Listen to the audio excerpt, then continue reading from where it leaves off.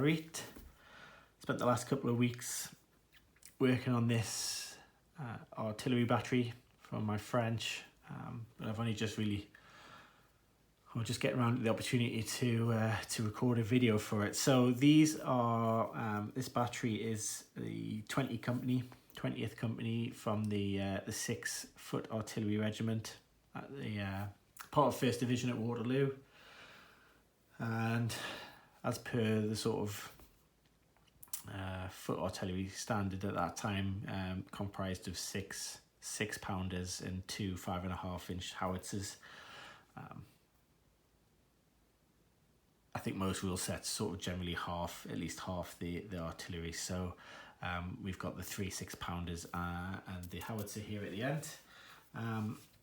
And I wanted to do the limber and the caisson as well. I'm planning on doing that for all my artillery, even though it adds a considerable amount of time and expense to the battery.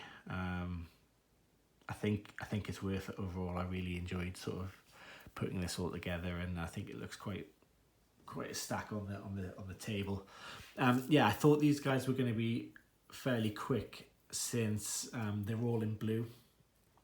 I thought, well, hey, we'll fly through these. But what I found is because they're all in blue, I couldn't really get away with not doing a lot of the lacing. So a lot of the red on their jackets and their collars and cuffs and all that, the turnbacks, just meant that there was a lot of touching up going on, trying to get those as neat as I could. But I think they've come out quite nice. I do like the all blue. It's make a nice change. And then we've got the 6-pounders there in the usual sort of, I don't know if it's got an official name, but sort of the olive green, made up of yellow ochre and black paint, I think, or coal. So we've got those guys. The AB do 2 sets. They've of figures. They've got the firing set, which is this one and this one, and I'll not knock the camera. I'll try not to at least. And then they've got the loading set. So and this is the little howitzer.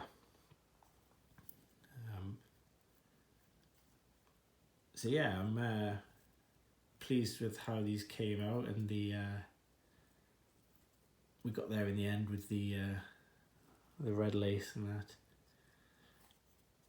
that. So I got those all done and dusted, and then I started on the limbers, all the artillery trains. So started with the limber. So I've mounted these on, as you probably saw, they're the same sort of frontage. That's just because so frontage that way, so they when if I'm playing them on a game, I can march them up the table like that, and because I'm a bit of a neat freak, I wanted them to be the same sort of length as the whole battery there. But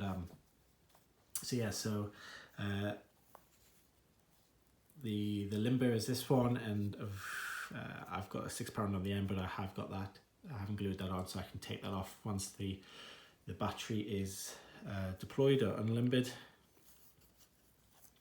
And then we've got the 3 riders. So I was debating, I did some research to try and work out what the sort of how many riders or horses per limber or caisson. There was some conflicting information there, but I think the general consensus is that it's 6 horses. So I thought about doing the 4, and I could save some, but AB don't do the limbers or the caisson separately, so I'd have to get them from Blue Moon, and I don't think it was worth saving them extra. So that's the artillery, the limber there in their iron grey again. That was nice to paint something slightly different in a different colour.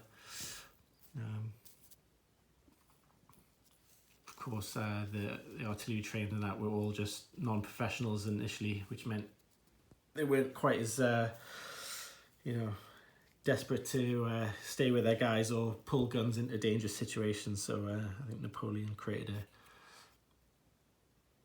made them into an official branch. So again, caisson, the same sort of team, same figures. I've just got them in a different order. And I had all the traces. So I had some thin wire that I just twisted. And I've got all the horses tied up with the traces. And then we've got the caisson there at the back. With the spare wheel for the gun. I think each caisson had about 100 shots in. I mean, it depended on the gun that it was serving. And it's interesting that each gun would have a limber, and then I think the 6-pounders each had 2 caissons as well. So you can imagine how much extra sort of baggage and all the extra horses and men that are required just to move and fire one gun. One day, if I get enough artillery batteries, it would be nice to have all the limbers and all the caissons off the back, just to see what it might look like. Although I think typically most people play the artillery on the back of the table edge, so you can never get that sort of stuff on. But we'll see. The other thing that I did as well is I have magnetized these bases. So I'm going to start doing this for all my stuff. I need to now that the trays are getting full, I want to secure them a bit more securely. So I ordered these from War Bases and I asked them to, you can get them to drill them. So they're 5mm magnets, and if I put a metal ruler on and we pray to the gods,